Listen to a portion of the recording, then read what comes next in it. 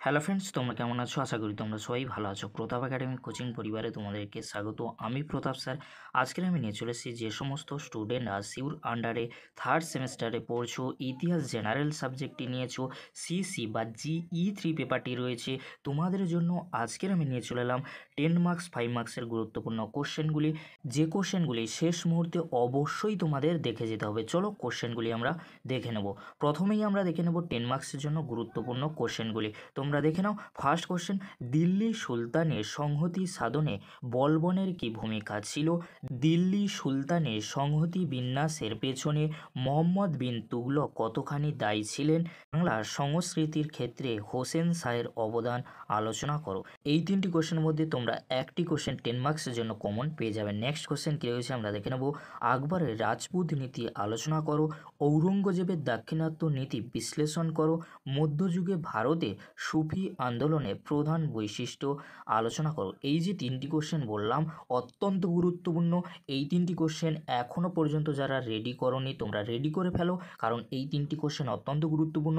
এই তিনটি কোশ্চেনের মধ্যে 1 থেকে 2টি কোশ্চেন তোমাদের 10 মার্কসের জন্য আসতে চলেছে। তাই তোমাদেরকে বলবো যারা এখনও পর্যন্ত এই কোশ্চেনগুলি রেডি করোনি তোমরা রেডি করে ফেলো। অবশ্যই তোমরা 10 মার্কস নিয়ে চিন্তামুক্ত থাকবে। নেক্সট কোশ্চেন কী রয়েছে আমরা দেখে নেব। আলাউদ্দিন খলজির সাম্রাজ্য বিস্তার নীতি বর্ণনা করো। কোশ্চেনটি কিন্তু ঘুরিয়ে আসতে পারে। আলাউদ্দিন খলজির অর্থনৈতিক সংস্কার আলোচনা করো। কোশ্চেনটি কিন্তু অত্যন্ত গুরুত্বপূর্ণ। নেক্সট কোশ্চেন, ফিরোজ শাহ তুগলকের শাসন সংস্কার লেখো।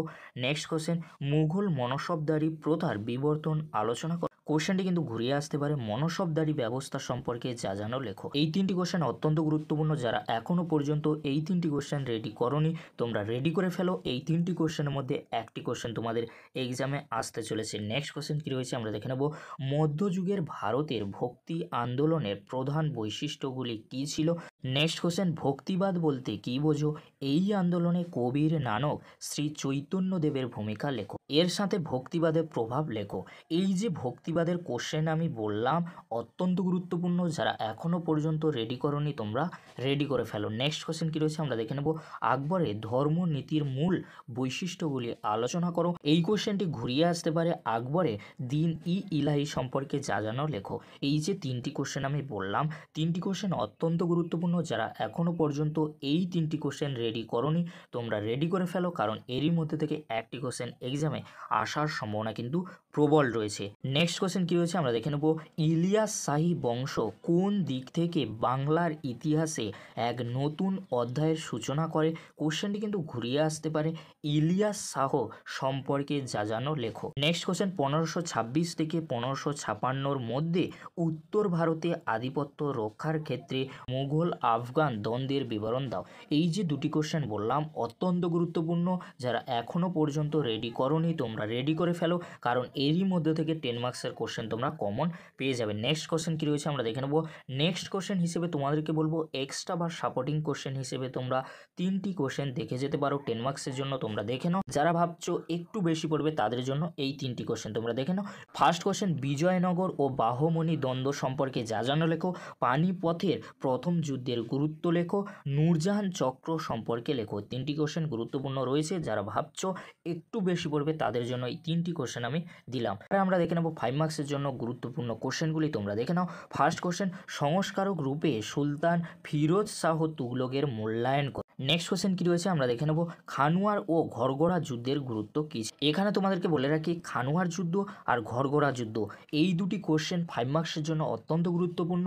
এই কোশ্চেন কিন্তু ভেঙে আসতে পারে খানুয়া যুদ্ধের গুরুত্ব কী ছিল, কিংবা ঘুরিয়ে দিতে পারে ঘরগড়া যুদ্ধের গুরুত্ব কী ছিল। তাই তোমাদেরকে বলবো খানুয়া আর ঘরগড়া তোমরা ভালো করে পড়ে রাখবে। অত্যন্ত গুরুত্বপূর্ণ একটি কোশ্চেন। নেক্সট কোশ্চেন কী রয়েছে আমরা দেখে নেব। সুলতানের ভূমিকা সম্পর্কে বলবনের কী ধারণা ছিল? এই যে 3টি কোশ্চেন বললাম 3টি কোশ্চেন অত্যন্ত গুরুত্বপূর্ণ। এই 3টি কোশ্চেনের মধ্যে একটি কোশ্চেন তোমরা মার্কস 5-এর কমন পেয়ে যাবে। নেক্সট কোশ্চেন কী রয়েছে আমরা দেখে নেব। ইকতা ব্যবস্থার মূল বৈশিষ্ট্যগুলি আলোচনা করো। নেক্সট কোশ্চেন কী রয়েছে আমরা দেখে নেব, দিল্লি সুলতানি পতনের পিছনে ফিরোজ শাহ তুগলকের দায়িত্ব কতখানি। নেক্সট কোশ্চেন কী রয়েছে আমরা দেখে নেব, বিদেশি পর্যটকদের দৃষ্টিতে বিজয়নগর সাম্রাজ্যের বর্ণনা দাও।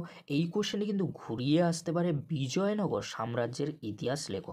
তিনটি কোশ্চেন অত্যন্ত গুরুত্বপূর্ণ, তিনটি কোশ্চেনের মধ্যে একটি কোশ্চেন মার্কস 5-এর জন্য আসতে চলেছে। নেক্সট কোশ্চেন কী রয়েছে আমরা দেখে নেব, প্রথম পানিপথের যুদ্ধ অপেক্ষা দ্বিতীয় পানিপথের যুদ্ধ কি বেশি গুরুত্বপূর্ণ।